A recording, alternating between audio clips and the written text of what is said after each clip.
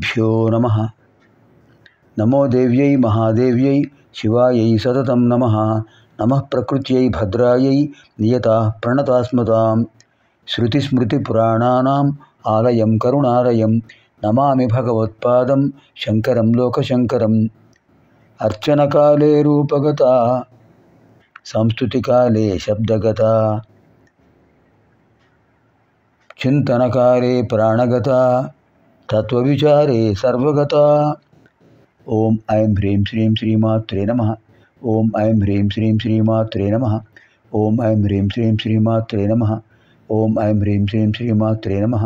ఓం ఐం హ్రీం శ్రీం శ్రీమాత్రే నమః. ఓం ఐం హ్రీం శ్రీం శ్రీమాత్రే నమః. ఓం ఐం హ్రీం శ్రీం శ్రీమాత్రే నమః. ఓం ఐం హ్రీం శ్రీం శ్రీమాత్రే నమః. ఓం ఐం హ్రీం శ్రీం శ్రీమాత్రే నమః. ఓం ఐం హ్రీం శ్రీం శ్రీమాత్రే నమః. ఓం ఐం హ్రీం శ్రీం శ్రీమాత్రే నమః. వాగ్భవకూటంలో ఉన్న మంత్రాలలో ఏకారంతో ప్రారంభమయ్యే మంత్రాల్లో ఇప్పటికి మనం 5వ శ్లోకంలో 5 మంత్రాలు, 6వ శ్లోకంలో 4 మంత్రాలు, 10 మంత్రాలు పూర్తయ్యాయి. ఇప్పుడు 7వ శ్లోకంలో ఉన్న మంత్రాలు వాటి యొక్క విశేషాలు తెలుసుకుందాం. ఏలా సుగంధి చికుర చైనః కూట వినాశిని. ఏలా సుగంధి చికుర చైనః కూట వినాశిని. ఏకభోగా చైకరస ఏకభోగా చైకరస చైకైశ్వర్య ప్రదాయిని చైకైశ్వర్య ప్రదాయిని. ఈ చకారం శ్లోకాల మధ్యలో ఉంటుంది. దానివల్ల మంత్రస్వరూపం తెలియడం లేదు అని అనిపిస్తుంటుంది మనకు. కానీ అనుష్ఠుప్ ఛందస్సులో చకారం రాకపోతే ఛందస్సు సక్రమంగా ఉండదు.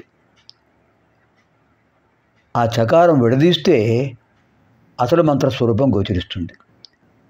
ఏ విధంగా అయితే మనస్సులో కల్మషాలు ఉంటే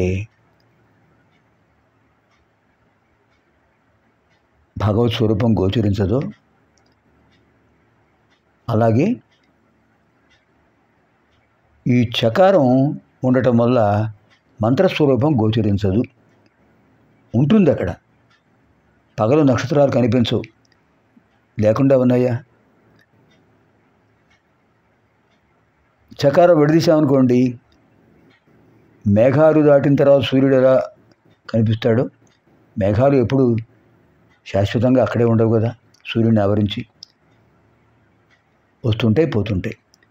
మేఘాలు ఉన్నంతసేపు సూర్యుడి యొక్క కిరణాలు మనకు ప్రసరించవు. మేఘాలు తర్వాత విడిపోతాయి. మేఘాలు విడిపోగానే అద్భుతమైన జీవ కిరణాలు మనకు జీవాన్ని ఇస్తాయి. అంతే. అలాగే చ అనే అక్షరాన్ని అనుష్ఠుప్ ఛందస్సు కోసం వాళ్ళు వ్యాసుల వారు రాశారు. మంత్రస్వరూపం కావాలంటే చకారాన్ని పక్కన పెట్టేసి చకారం విడదీస్తే అసలు మంత్రస్వరూపం తెలుస్తుంది. ఇది జాగ్రత్తగా గురుముఖత తెలుసుకోవాలి. దీని సంస్కృతంలో ఉన్నాయి కనుక ఇదంతా కూడా ఛందస్సు. ఆ ఛందస్సులో సంధి పదాలు కూడా చూసుకోవాలి. చ ప్లస్ ఏక చైక. చకారానికి ఈ చేరిస్తే ఏ చే అవుతుంది, ఐ చేరిస్తే చెయ్యి అవుతుంది, ఏ చేర్చినాగా చెయ్యి అవుతుంది. అలాంటి వృద్ధి సంధి పదాలు కనిపిస్తున్నాయి ఇక్కడ చూడండి. ఏలా సుగంధి చిగురా ఒక మంత్రం. చైనః కూట వినాశిని. చైనః కూట అంటే అర్థం లేదు. చ విడదీయండి. చ ఏనహ. చ విడదీస్తే ఏనః కూట వినాశిని. అది పదం, అది మంత్రం.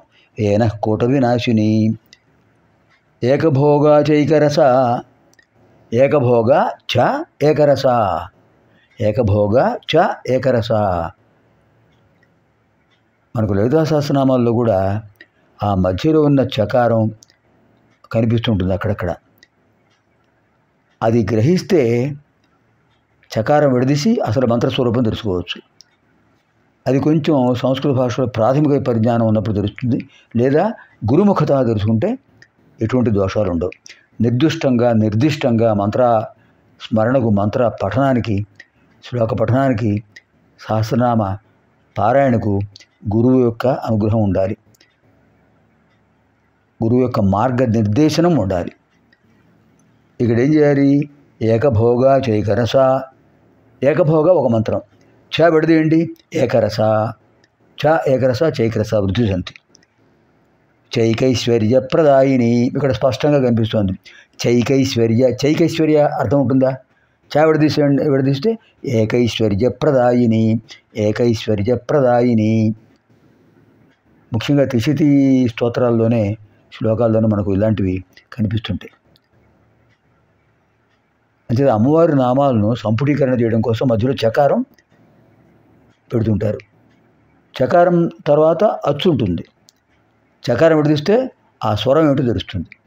ఇప్పుడు మనం చూద్దాం మళ్ళీ. ఏలా సుగంధి చిగురా ప్రథమం, చ విడదీసేయండి. విడదీస్తే ఏమవుతుంది? ఏనః కోట వినాశిని. చైనః కోట వినాశిని. చ విడదీస్తే ఏనః కోట వినాశిని. రెండో మంత్రం. ఏకభోగ మూడో మంత్రం. చ విడదీస్తే ఏకరస నాలుగో మంత్రం. మళ్ళీ చ విడదీస్తే ఏకైశ్వర్యప్రదాయిని ఐదో మంత్రం. అంటే ఇక్కడ కూడా 5 మంత్రాలు కనిపించాయి. 5 మంత్రాలు ఈ శ్లోకంలో ఉన్నాయి. ఏలా సుగంధి చికురా ప్రథమం, ఏనః కోట వినాశిని ద్వితీయం, ఏకభోగ తృతీయం, ఏకరస చతుర్థం, ఏకైశ్వర్యప్రదాయిని పంచమం. పంచమంత్రాలు, పంచమంత్ర సముదాయం ఉంది ఇక్కడ. ఇప్పుడు ఏమిటి విశేషం? ఇక్కడ అర్థ విశేషం అంటే, ఏలా సుగంధి చిగురా, అమ్మవారిని వశిన్యాది వాగ్దేవతలు పరిమళ భరితంగా అలంకరిస్తుంటారు. ఏలా అంటే ఏలకులు, సంస్కృతంలో ఏలా అంటారు. లవంగి అంటే లవంగం, ఏలా అంటే ఏలకులు. ఏలకులు ఎంత పరిమళభరితంగా ఉంటాయి. ఏలకుల దండలు గుచ్చి అమ్మవారికి వేస్తున్నారట ఎవరు? వశిన్యాది వాగ్దేవతలు. అది అక్కడ ఏలా సుగంధి చికురా. ఆ ఏలకుల దండలు అమ్మవారికి అలంకరించడం వల్ల అమ్మవారి యొక్క చికురా, అమ్మవారి కంఠం మీద అలంకరించారు. దానివల్ల అమ్మవారి కేశములన్నీ కూడా, ముంగురులు కేశములన్నీ కూడా ఈ ఏలకుల సుగంధంతో పరిమళభరితంగా ఉన్నాయి. అది ఇక్కడ విశేషం. ఏలా సుగంధి చిగురా. దీనివల్ల అమ్మవారి యొక్క విశేషమైనటువంటి కేశ సౌందర్యం, అలాగే అమ్మవారి యొక్క ఆభరణాలు కూడా సుగంధభరితంగా ఉన్నాయి. చికుర అంటే కేవలం కేశములే కాదు, సర్వావయవ సౌందర్యం ఉంటున్నారు శంకర భగవత్పాదుల వారు. అంటే ఏలా సుగంధి చికురా. తర్వాత ఏం చెప్పారు? ఏనః కోట వినాశిని. ఏనః అంటే దోషం, పాపం. కోట అంటే సముదాయం. ఏనః కోట వినాశిని. వాళ్ళు తెలుసో తెలియకో దోషాలు చేస్తున్నారు. ఆ దోషాలు పోవాలంటే అమ్మవారి అనుగ్రహం ఉండాలి. అంతే అమ్మవారు ఏనః కోట వినాశిని, పాపముల సముదాయాన్ని నశింపచేస్తారు. తర్వాత మూడో మంత్రం ఏకభోగ. అమ్మవారు ఎప్పుడు కూడా అద్భుతమైన చిదానందంతో సంతోషంగా ఉంటారు. అమ్మవారు అద్భుతమైన భోగాలంటే ఆనందం పొందుతుంటారు. ఏమిటి ఆనందం? చిదానందం, ఆత్మానందం, జ్ఞానానందం, బ్రహ్మానందం. అలాంటి ఆనందం అమ్మవారు పొందుతుంటారు. అమ్మవారిని సేవించే వరకు అమ్మవారు అనుగ్రహిస్తుంటారు. ఏకభోగ. ఇంకా ఏకరస. అమ్మవారికి ఎప్పుడు కూడా అద్భుతమైన ఆనందరసమే. నవరసాలు కాకుండా అద్భుతమైన దశమరసం ఏమిటి? ఆనందరసం. శృంగారవీర కరుణ బీభత్సాద్భుత శాంతాశ్చ, శృంగార వీర కరుణ హాస్యరౌద్రాదిదాయకా, బీభత్సాద్భుత శాంతాశ్చ రసానవ ప్రకీర్తితః. శృంగారవీర కరుణ రౌద్రవీరభయానకా, బీభత్సాద్భుత శాంతాశ్చ రసానవ ప్రకీర్తితః. నవరసాల్లో ఆనందరసం లేదు, కానీ అమ్మవారిని సేవించే వాళ్ళకు అమ్మవారి యొక్క అద్భుతమైన ఆనందం కలుగుతుంది కనుక ఏక రస, అద్భుతమైన ఆనంద రసాన్ని అమ్మవారు మనకు అనుగ్రహిస్తారు. చ మరియు ఏకైశ్వర్యప్రదాయిని, అమ్మవారు సేవించే వాళ్ళు యోగులకు, ధ్యాన యోగులకు, భక్తి యోగులకు అమ్మవారు ఏకైక ఐశ్వర్యాన్ని ఇస్తారట. ఏమిటది? ఆధ్యాత్మిక ఐశ్వర్యం. లౌకికములైన ఐశ్వర్యాలు వస్తుంటాయి, పోతుంటాయి. ఆధ్యాత్మిక ఐశ్వర్యం వచ్చిందంటే పోదు.